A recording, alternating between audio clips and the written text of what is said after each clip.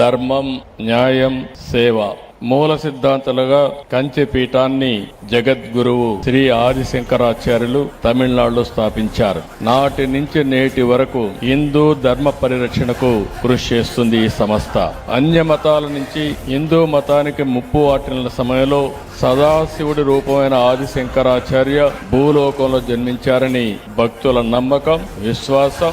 ఆ విశ్వాసమే ఈ విజయానికి కారణమైందని చెప్పి కూడా నేను మీకు తెలియజేస్తున్నా. కర్ణాటకలోని శృంగేరి శారదాపీఠం, గుజరాత్ లో ద్వారకాపీఠం, ఒరిస్సా పూరిలో గోవర్ధన పీఠం, ఉత్తరాఖండ్ బద్రీనాథ్ లో జ్యోతిర్మయ పీఠం మఠం, ఇలా దేశంలో 4 దిక్కుల 4 పీఠాలను స్థాపించారు. 4 వేదాలు వ్యాప్తి చెందేలా చేశారు. హిందూ ధర్మాన్ని తిరిగి బలమైన శక్తిగా మలిచారు. హిందూ ధర్మ పరిరక్షణకు ప్రస్థానం సాగిస్తున్న కంచి పీఠం మహోన్నతంగా ఎదుగుతూ వచ్చింది. ధర్మం, జ్ఞానం, సేవకు మారుపేరుగా కంచి మఠం నిలిచింది.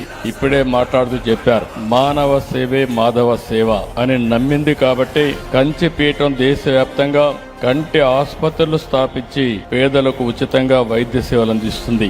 ఇక్కడుండే శంకర హై హాస్పిటల్లో ఈరోజు సూపర్ స్పెషాలిటీ కేంద్రాన్ని స్వామీజీ సమక్షంలో నేను ప్రారంభించడం నా అదృష్టంగా భావిస్తున్నా.